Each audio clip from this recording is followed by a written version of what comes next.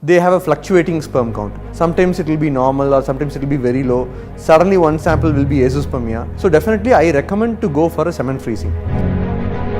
It can still be related to a hormone or receptor imbalance. You on the switch, the light has to switch on. Light is not able to receive the impulse from the switch that happens in a non-obstructive Azoospermia with a hormonal defect. But definitely when you get a report of Azoospermia, it is better you go for a karyotyping, there is a gene test. This particular tissue is what we get from the micro TCA procedure, and the sperms extracted can be utilized for forming a baby. So ultimately you might look normal, you might look physically fit, everything will be normal. Kindly don't get frustrated with this kind of report. Just again go to your consultant, discuss with them. Hi viewers, this is Dr. Aravind Chandar. So today we are going to see Azoospermia treatment for a male infertile patient. So first, when we see a patient who comes with a Azoospermia, first what we do is we recheck a semen test again, we confirm it with proper abstinence of 2 or 3 days, and we verify whether the sample is again having sperms or not. So in case if you have a sperm, even though your previous report was Azoospermia, you just please go ahead with the semen freezing for a backup. Because in case for a lot of couples, they have a fluctuating sperm count. Sometimes it will be normal or sometimes it will be very low. Suddenly one sample will be Azoospermia. It cannot be completely a technical failure of a semen test. It can definitely be interrelated to your particular hormonal or exact semen pattern. So definitely I recommend to go for a semen freezing. Then I also recommend to go for a proper evaluation of this situation. So in this kind of situation, when you face a Azoospermia, that is nil sperms at a particular test, maybe in a laboratory, and a low count at a different laboratory, as we discussed, go for a semen freezing. Then go for a basic blood test which contains like hemoglobin, sugar and serology, and even you go for a liver function test and renal function test and identify the basic parameters. You also go for a hormone analysis. In hormone analysis, you just go for FSH, LH hormone, testosterone, and even you can go for a estradiol and prolactin. We should have a documentation of all these hormones. Then I also recommend you to think about karyotyping, that's a gene test. It is not basically recommended for all patients, but definitely when you get a report of Azoospermia, it is better you go for a karyotyping, there is a gene test. In this kind of situation, the report might take even 20 to 30 days of time for us to get it done, that is to get it in hand. And by the time you get the reports, you can definitely understand the reports of a basic blood test, hormonal test, even thyroid test and a genetic test.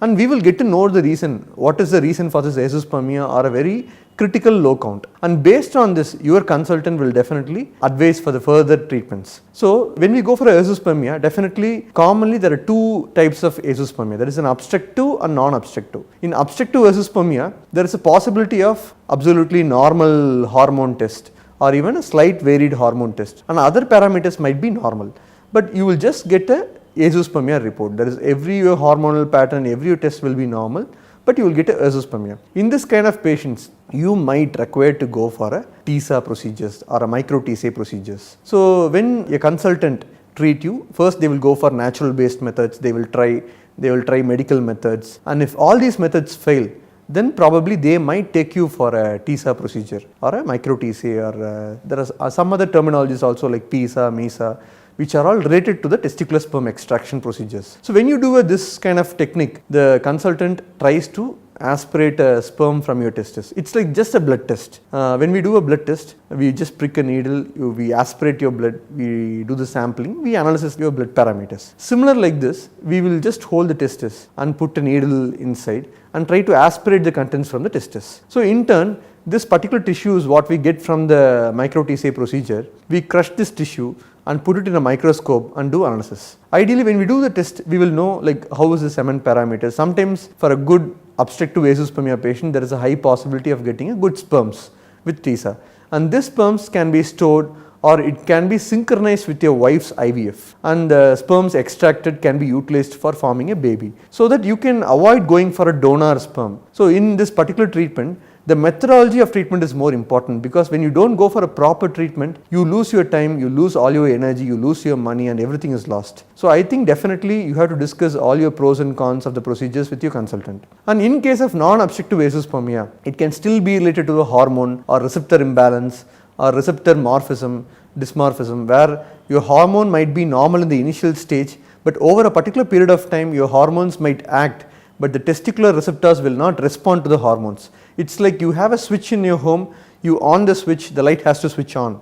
But when your switch is ready, when your light is ready, but if the light is not able to receive the impulse from the switch, that's a similar kind of problem that happens in a non-obstructive azoospermia with a hormonal defect. The hormone might be normal, but the receptors may not be normal. So the hormone just secretes impulse initially, then after a period of time it secretes more impulse, your FSH, LH becomes high, but your testis will not respond to these hormones. So ultimately you might look normal, you might look physically fit, everything will be normal, but you might not get sperms in semen test. So to my experience, what I suggest you is, kindly don't get frustrated with this kind of report. Just again go to your consultant, discuss with them, you get counseled about various options available. Directly don't think about any donor options. You just try with your own sperm. Even a lot of consultants, they have a habit of treating with proper hormonal tablets, and even they go for exogenous FSH and gonadotrophin injections. So this might again help you in production of sperms.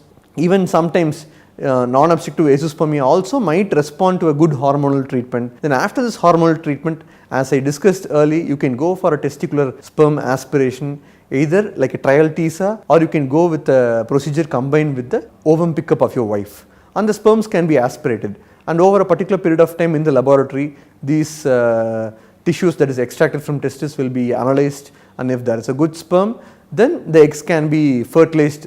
XC procedure can be done with this testicular sperm retrieval, and still the excess sperms or other tissues can also be frozen in a cryocan, which can be utilized for the future use. But what happens in this kind of technique is, when you face a TISA procedure, you will always have a fear, what if I do not get a testicular sperm with my procedure? That is definitely a grey area where, in spite of all the hard work, all the best treatment with your consultant, things can go wrong. But I will definitely give a confidence to you. You first just check all your tests properly.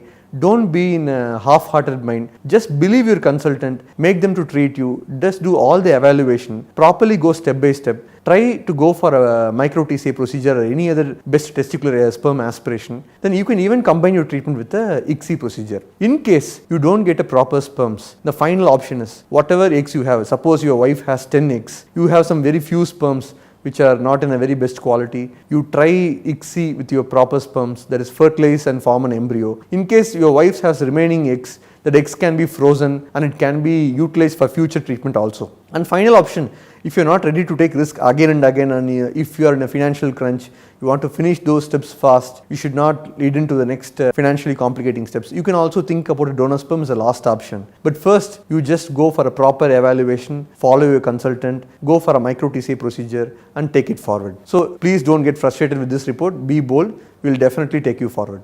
Thank you.